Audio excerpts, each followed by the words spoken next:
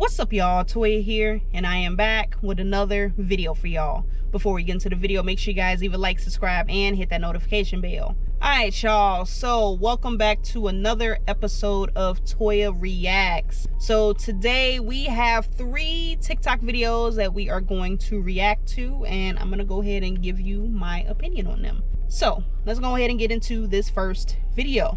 Oh man, y'all gotta hear about this Uber Eats driver, dude. She was tripping hard, okay? We get this huge order for about 15 subs for an Uber Eats order. It's a Thursday afternoon, lunch rush, it's busy. They didn't all fit into one bag, so we split them into 2. So my register guy got a little overwhelmed and he forgot the second bag. So the customer calls. She said, look, I'm missing like 5 subs. The driver said that she confirmed with the register guy that they both counted all the sandwiches and that they were there. And I'm a teacher and I cannot come over there and get them. How can you help me? I said, ma'am, send me your address right now. I'm going to come and bring you the rest of these sandwiches. And I said, I'm so sorry. My guy forgot a bag of subs. Obviously, she did not count all the subs. Otherwise, you would have had all the sandwiches. But it is our fault. I apologize. I wanted to make it right. She was super happy. She said she's definitely ordering with us again. Boom. I thought it was done from there. But hold the phone. I get back to the store and the Uber Eats driver is waiting for me. And she's angry because the lady took her tip off of the delivery and put her rating down. So she said since it was my fault that we forgot the subs, I should give her a free sub. I said, ma'am, I can't control what that woman does, and that's just not how it works. I can't just be giving out free food. She said, well, I was inconvenienced. I was like, well, I was kind of inconvenienced too. I took her the sub. She said, well, then everybody should get free subs. And I'm like, ma'am, that's just the nature of the job sometimes. I'm not really tripping about it. And she got mad and went and called corporate. First of all, that bacon was looking pretty good, I ain't gonna lie. And I usually try to stay away from pork bacon. I usually do beef bacon. But yeah, beef bacon is top tier if you haven't tried it. It's a little bit more on the pricier side, but I would say it's worth it. So, in relation to this, well, it does unfortunately suck that the customer rated the driver low and removed the tip. The thing is that a lot of customers, unfortunately, still don't realize that there are a lot of things with the food itself that we don't have any control over. The bags are usually sealed, they're taped, they're stapled. We're not supposed to open up the bags to go ahead and verify the contents of the order, right? So if you ordered extra sauces or, whatever it may be, we can't go and verify that everything is there. We're going to go ahead and take the restaurant's word for it. We'll say, hey, is this everything? They give us everything.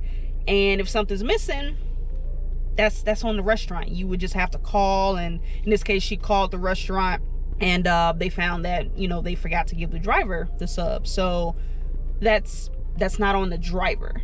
It is unfortunate that they were rated poorly. They had their tip removed. But at the same time, I don't think it would be the restaurant's responsibility to make up for that driver. Would it be a nice gesture? Yeah, you can say so. But at the end of the day, mistakes do happen. It's part of the game. And technically, they aren't obligated to give that driver anything for free as compensation. If she really wanted compensation, she could have contacted Uber support. She could have seen if they would have given her anything. I doubt it. Again, I don't know. But it's just an unfortunate circumstance that it just sucks. Her getting a free sandwich from the restaurant is not going to do anything for her rating. It's just going to make up for the money that she lost. She's getting a free meal out of it. But that rating is still going to remain. That's why you need to contact Uber and see if there's anything that they can do about that. So, yeah, that's my 2 cents on that. So moving on to the next video. If I'm going to make a prediction, and I'm very dubious about making predictions on the internet because you just get clipped a year later and everyone shows what a muppet you are, I do think gig economy is going to be the one that does replace the 9 to 5. I think it probably will. I think the majority, long term, 5-10 years, I wouldn't be shocked to see more people doing the gig economy than working 9 to 5. The reason why I quite like it, right, and the reason why I think this works is because no job is perfect. And what I mean by that is if you have one big job, no job is perfect. But if you have lots of little ones, you might be able to kind of scratch the itch of what you want to be doing more of. So if one is more like you're dealing with some really fun clients, but the work isn't creative as you might like, for example, you get some out of that, but not everything. But then you might be able to have another job where you do get to scratch that itch in regards to being a little bit more creative and being sort of able to challenge and push yourself a little bit more. So do you see what I mean? Like if no job is perfect, having lots of little jobs, you might be able to kind of in the aggregate create your best one, right? And the numbers really do back this up, that people are sort of getting on board with this. So in 2024, the so-called gig economy had a market size of $556 billion, and by 2032 that's expected to more than triple to 1.8 thousand billion, which is such a huge number. Basically, I think the gig economy has to be employee first, and what I mean by that is they have to want to do it because it works for them rather than being forced to do it because companies want to add layers of protection like that. It's totally not okay. But I do think gig economy give a lot of people the freedom that they want, give them a lot of options, and I do think it makes it quite a meritocracy as well, which I'm all for, which a lot of the economy isn't set up to do that, which I'm actually a big fan of meritocracy because I think a lot of things benefit in that sense. Okay, so first of all, I don't know what article he was reading. They said so-called gig economy, and then they got 1,800 something. Bro, just say trillion. I don't know who wrote that article, but that was terrible. So my thoughts on this, the gig economy is booming. And I'm not just talking about delivery gigs, because I know some people are going to say, no, gig work is dead, gig work is dead. Gig work goes beyond just your typical DoorDash, Instacart, Spark, Roadie, all the typical apps. This is an entire industry that it touches everything pretty much. Just to kind of pivot a little bit, the typical 9 to 5 where people are at that company for 20, 30, 40 plus years, that's going away. People are not showing the same loyalty that they were, previous generations. Companies used to take care of their employees. Now everything is about profits this, profits that. That's why you have a lot of people that job hop. Some people look down upon that, but that's beneficial for the employee. Why would you be at a company for 10 years and get paid below market value? Say if you started that job at $50,000 and 5 years later, you're getting paid, I don't know, 55, 56. If you were to go job hop to another company for that same position, I guarantee you're probably gonna get at least a 10% increase from what you're currently making, because the new market value is probably pushing 70,000. There's a reason why people don't want to stay at the typical 9 to 5. Primarily, it's the pay.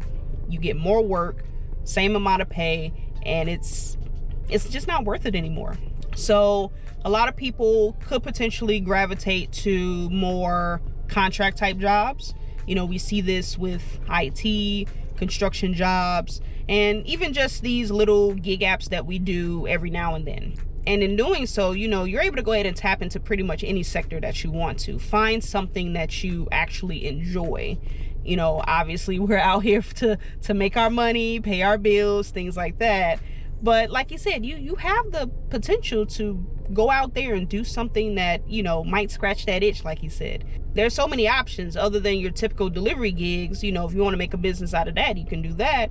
But, you have your pet sitting, you got child care, you have your handyman work, plumbing, electric. I'm thinking of the apps, TaskRabbit. And even the apps like Winolo and InstaWork, where you can pick up shifts. You don't have any commitment to that company, so you can go try them out. If you like them, maybe you can come back. You can pretty much just dibble and dabble wherever you want to. So it's definitely a growing industry. And like I said, not to get confused with just the delivery jobs. Okay, I know some people think, oh, well, the pay is trash, this and that. But again, this is why I've been talking about regulation potentially coming, because this is a booming industry. There's no way that these companies are going to continue to get away with what they're getting away with. So eventually, yes, legislation is going to come into play. They're going to go ahead and level the playing field, and whatever happens after that is going to happen. You know, could be for the better, could be for the worse, we don't know. But yeah, that typical 9 to 5, yeah, not a lot of people want to do that anymore. Alrighty, and last but not least, last video. Hey man, for all my gig workers out there, make sure y'all taking care of yourselves, man. Mental health is very important, especially nowadays in society. It's very tasking on a person, especially if you're an entrepreneur, if you're a gig worker. You sitting out here waiting for orders, looking at a blank screen.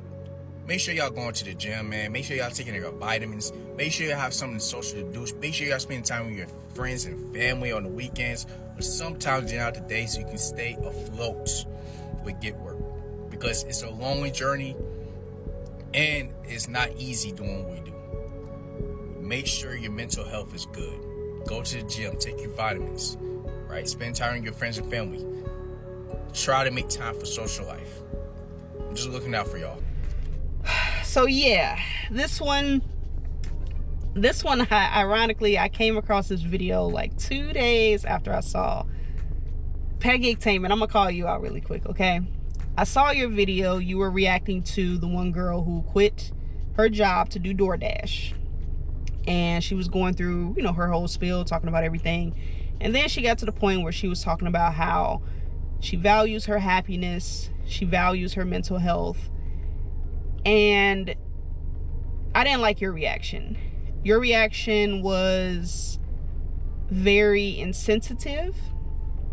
It was borderline, I don't even want to say borderline disrespectful. It was disrespectful. You know, we can all have opinions. You know, if it's something that you don't value as much as another person, you know, we don't have to be disrespectful about it, okay? Valuing your mental health is not a cop-out. It doesn't make you a bitch. It does not make you weak. Growing up, I don't know why, especially with men, and some women too, it just kind of depends on the environment you grew up in, right? Why was it so frowned upon to express your emotions? You were told not to cry because it means you're weak. You know, then you go ahead and take these things into adulthood, and it shows. You know, you have people who don't know how to express their emotions. They don't know how to maintain relationships. They have anger problems. You know, all the list goes on. Understanding and maintaining your mental health is key to thriving in life. Money is not everything. We literally see people who make millions and millions of dollars, who have everything in the world, and yet they're dealing with substance abuse. They're in toxic relationships, and some of them, unfortunately, they're trying to end it all. Why is that? They have everything they could ever want, so why are they still unhappy? That's literally why people say money cannot buy happiness.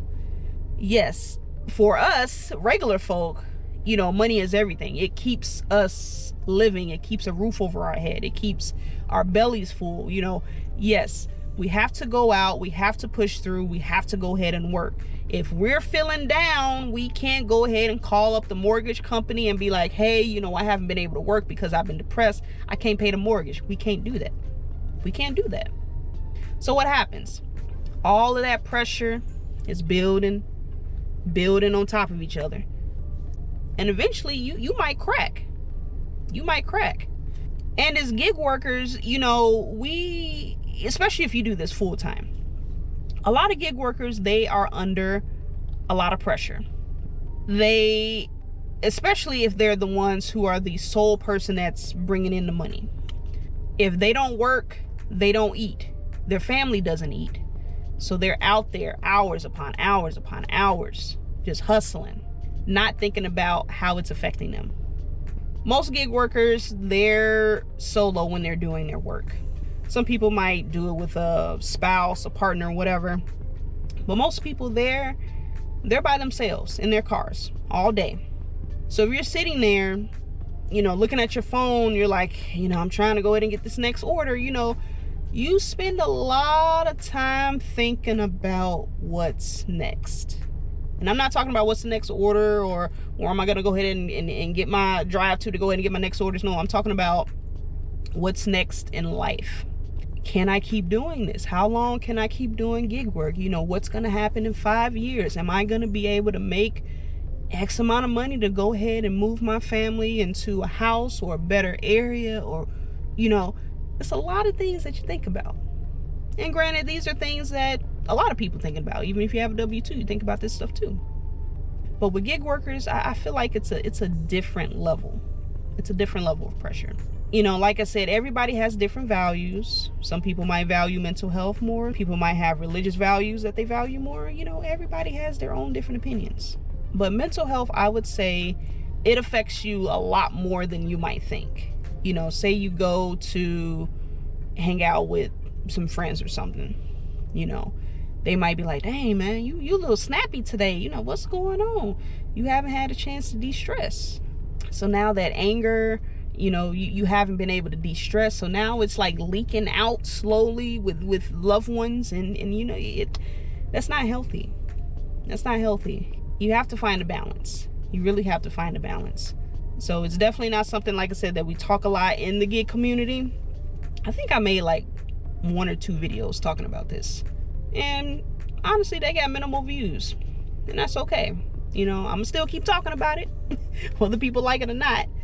But you know, it's important to talk about these things. You know, depression, anxiety, you know, any other things that you might be dealing with. You know, it's real. Sometimes the mental load that some people might have, it can feel more painful than actual physical pain. And that's mainly because people can't see it. People don't know that you might be going through something. You might be trying to hide it, trying to act like everything's okay. You know, there's no scars on you that show that, you know, you're hurting, but it's there. But yeah, if you need to get help, it's okay, get help. If you just need to de-stress, take some time off, you can do that too. Do whatever works for you. But yeah, not to call you out, man, but like I said, it's just one of those, it's a touchy subject. I would say it's really a touchy subject. You know, not everybody is open to talk about it. And then when somebody goes and starts talking about it, we can't just go ahead and be like, nah, you can't talk about that, woo-hoo, boo-hoo, blah, blah, blah. And that's exactly why people choose to not share how they feel, because other people put them down for saying, oh, well, I value my happiness, I value my mental health. You know, we can't do that. We can't do that, bro. We can't do that. But that's pretty much it, y'all. Let me know what you guys thought about these videos. Let me know your thoughts on them, and let me know if you guys have anything else that you would like me to react to. So just let me know in the comments. Now, before I go, I have to remind you guys to leave a like, subscribe, and hit that notification bell so you do not miss a video. But I'm gonna go ahead and get up out of here, guys. I hope you guys enjoyed this video. I'm gonna catch you guys on the next one, and as always, stay safe out there and keep grinding.